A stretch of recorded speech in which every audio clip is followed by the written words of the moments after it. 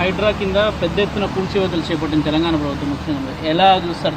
దానికి సంబంధించి hero Nagarjuna tweet చేస్తూ ప్రభుత్వాన్ని తప్పుపెట్టారు సార్. ఎటువంటి నోటీసులు ఇవ్వకుండా అనుమతులు ఇచ్చింది కూడా అప్పుడు కాంగ్రెస్ గవర్నమెంట్ అనేది.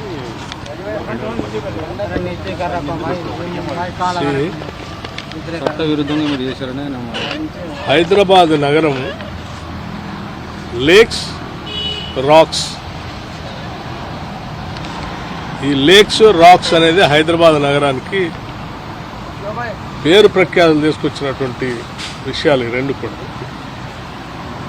ఇటువంటి లేక్స్ని రాక్స్ని రెండింటిని కూడా కాపాడుకోవాలని చెప్పి పర్యావరణ శాస్త్రవేత్తలు కూడా పెద్ద ఎత్తున ఉద్యమాలు చేస్తున్న సంగతి కూడా మనకు తెలిసింది.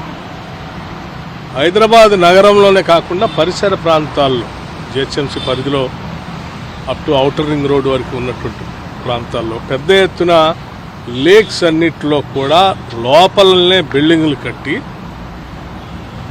ఆ లేక్స్ని ఆక్రమణకు గురైపోయి మట్టితో నింపేసి నగరానికి లేక్స్ లేకుండా చేయటం వల్ల చాలా ఇబ్బంది జరుగుతూ ఉంది. నగరానికి పారుతున్నటువంటి వర్షానికి పడినటువంటి నీళ్లు కానీ, లేకపోతే ఇతరత్ర డ్రైనేజ్ వ్యవస్థ కానీ, లేకపోతే ఇతరత్ర పడిన వర్షపు నీళ్లు పోవటానికి కావాల్సిన విధంగా ఉన్నటువంటి లేకులు కానీ లేకపోబట్టి నగరవాసులంతా కొన్ని సంవత్సరాలుగా వాళ్ళు పడుతున్నటువంటి ఇబ్బందులు కూడా చూశారు.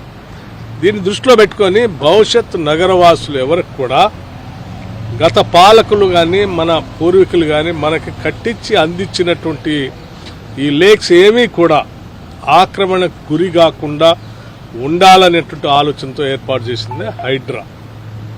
Hydraa is to protect the lakes of the Hyderabad and other government properties.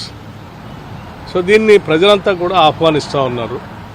సరే, ఎవరైనా కూల్చినటువంటి ప్రాంతాల్లో కట్టుకున్నటువంటి వాళ్ళు ఇల్లీగల్గా కూల్చారు, మాకు నోటీస్ ఇవ్వలేదనంటే నాకు తెలిసి రాష్ట్ర ప్రభుత్వం నుంచి చేసే ప్రతి పనికి ముందుగానే నోటీసులు ఇస్తూ ఉన్నారు.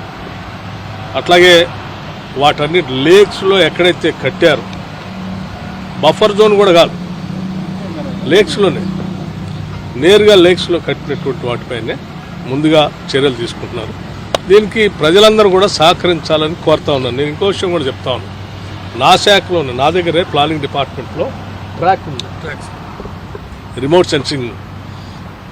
అంటే ఇది మొత్తం అసలు శాటిలైట్స్ ద్వారా పిక్చర్స్ తీసిస్తుంది.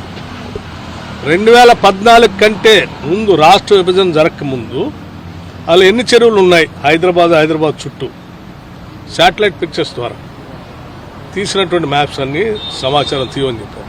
2014 నుంచి రాష్ట్ర విభజన జరిగిన దగ్గర నుంచి 2023-24 అంటే కాంగ్రెస్ ప్రభుత్వం ఇందిరమ్మ రాజ్యం వచ్చేంతవరకు ఈ 10 ఏళ్లలో హైదరాబాద్ నగరానికి సంబంధించిన లేక్స్ అన్ని ఎన్ని ఆక్రమణకు గురయ్యాయి, ఎన్నింటిలో పెద్ద పెద్ద సంస్థలు వ్యవస్థలు బిల్డింగ్లు కట్టుకున్నారు, టవర్స్ కట్టారు నగరాన్ని లేకుండా అనేది year wise remote sensing satellite pictures తీయమని చెప్పాను.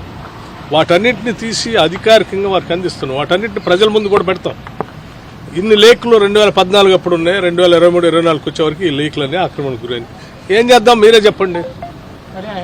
ప్రజలకి ఏదైనా, నేను అదే చెప్పేది, రాష్ట్ర విభజన జరిగిన దగ్గర నుంచి అప్పుడైనా ఇప్పుడైనా ఎప్పుడైనా సరే సో చట్ట ప్రకారం చట్టం లోబడే నిర్ణయాలు తీసుకోవాలని చెప్పి అట్లాగే జరుగుతుంది. ఎన్ని చెరువులు ఆక్రమణ గురైనాయి సార్? ప్రాథమికంగా పర్సెంటేజ్ చెప్పండి. సార్ ఇప్పుడు కేవలం ప్రతిపక్ష నాయకుల ఆస్తులపైకి వెళ్తున్నారు అనేది ప్రధానంగా మీ పైన మేము అందుకే చెప్తా ఉన్నాను కదా, చాలా స్పష్టంగా మొత్తం లెక్కలతో సహా ప్రజల ముందు పెడతామని. ఇంకా ఇబ్బంది ఉంది, గొడవ పార్టీ అయినా సరే ఎవరిని వదలరు సార్? అధికార పార్టీకి ఇది మీరందరూ అర్థం చేసుకోవాల్సింది ఒకటి, ప్రభుత్వం అనేది ప్రజల అవసరాలని, ఆస్తుల్ని, వారి జీవితాలని ప్రొటెక్ట్ చేసుకుంటూ ముందు తీసుకుపోయేది.